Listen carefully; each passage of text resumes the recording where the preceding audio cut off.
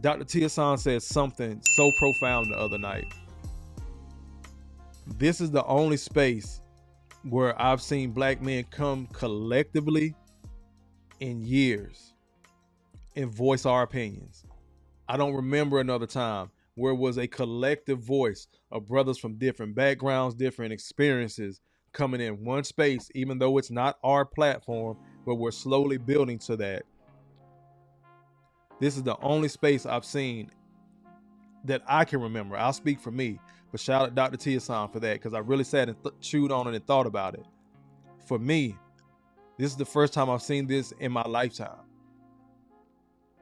where it's different topics, different focuses, whether it's business, whether it's relationships, spirituality, just building each other as men, no matter how much little nitpicky shit is going on. This is the first place I've seen in my 41 years of life where black men are coming together and vocalizing what we've been dealing with. Not social media. Social media is cool. Those are posts. And we're talking about video after video after video, conversation after conversation after conversation. This is the first and only place I've seen. And I wish all them brothers well on their platforms. Whoever has it bigger than me, smaller than me, same level as me, whatever the case may be, I wish all them brothers well, because we're not a monolith, right? We got different pockets of different things. I just want people to be well. Like I said, growth for me is helping men find a positive. Fuck it. Not over drinking, not over drugging, not over smoking, not over sexing, not none of the shit that we think is making us feel better, because a lot of us are in our feelings. You do shit to make you feel better instead of being better. Keep growing. Let me see where I leave off. Salty says, whenever I can't fix a disagreement with my wife, I walk away, understanding that when I die, she will finally realize that anytime I open my mouth was to get closer to her, protect her. Got it! It's hotter than fish grease! Sorry for the sniffles, y'all. I know, again, y'all always wonder, it's hot as hell, Kofa. Why the fuck you got that hoodie and hat on in the house? My AC vent is right above my desk. I'm not in one of my bigger rooms in the house. It's right above my head, so that shit is... Y'all see this damn baldy.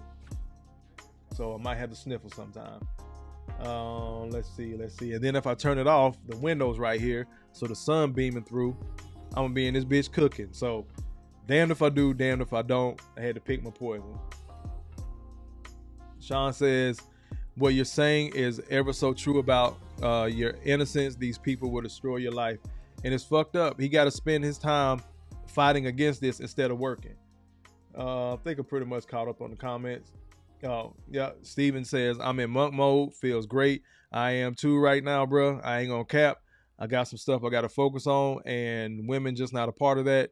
However, I will be going to Medellin soon. I'm going to have my fun there. I sure the fuck am. Yeah, I'll leave it at that. But I'm in monk mode right now. I'm really focused right now on not just the channel, but as far as work. I've said it several times on here, man. I'm like 5-6 years away from retirement from the Army, and I can touch that bitch. I'm gonna hold on to it and until I get there. So that's my focus. I won't be in monk mode 5 or 6 years, but right now I got some stuff I got to knock out. So now I'm gonna pivot. I want to get into this Jason Mitchell interview with Vlad. I know everybody has, their feelings about Vlad being the popo and all that shit, but this was more recent than the Breakfast Club interview from years ago. This was like 2 weeks ago, and Jason Mitchell kind of speaks on the Jonathan Major situation. And let me give some background about Jason Mitchell. He was on The Chi, and I know a lot of reports came out back to back to back about the brother spazzing out and shit like that. What happened was he had found out one of his best friends had got deleted. So he was emotional that day, but he had to hop on the flight, go to Chicago and record. He had to go to work. He had just found out one of his brothers was gone, not coming back. So he was emotional when he got to the airport, and the flight attendant was kind of nitpicky with him. So they got into it. Somebody called it, put it on TMZ. He goes to work, completes this scene. It's an emotional scene. And he says normally he's able to do an emotional scene and just boom, go back to being Jason. And he's okay. But that day, because that shit was on his mind about his friend being deleted, he did the emotional scene, and even after, he would still like walk around set, and he'll just have to pull over to the side, kind of sit himself down, and he would be crying. So the one person that came and checked on was this black female, one of the showrunners. She came and checked on the brother and was basically like, "Hey, are you okay? You all right? Blah blah blah blah." And he was like, "Yeah." So he just kind of told her what happened, whatnot. Later on during the day, now there's a crowd of people around, everybody else is around, and she said something, hey, like out loud where people can hear it. And this is why I tell brothers, walk the fuck away, because women will do this shit, black, white, otherwise. They know you in a vulnerable state, they'll just pick. They'll pick. So there's other people around, and she basically says to him, hey, are you okay? We don't want you going home and self-medicating. After he had already told her what he was dealing with.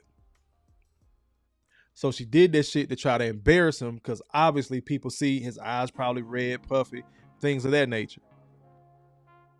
So he was like, basically like, why the fuck would you even say that right now? So they got into it. He ended up cussing the bitch out, because that's what she is, doing that shit. Not a sister, not a queen. Ended up cussing that bitch out. All of a sudden, here come HR. One incident. So he has to explain all this shit, ends up getting let go from the show. But this is the thing that a lot of people don't know. That same female that accused him of being aggressive and shit like that, she was let go for being toxic. There was also accusations of some type of, sexual aggression with his co-star, the chick that played his girlfriend at the time, and she didn't feel comfortable. And again, there's that word again. She didn't feel comfortable. None of this shit stuck as far as a charge. If he was that bad, where are the charges at? Where's the conviction for the charges? He was just simply let go, and they ruined his reputation. Because he was also filming for a Netflix movie, they let him go behind an accusation. Then his management let him go, and we really haven't seen the brother doing any what I consider real work on the trajectory he was already going. We haven't seen him in a while, in some years, since these accusations. But just want to give that kind of a backstory. Peace, Jay Will in here. Appreciate you, brother.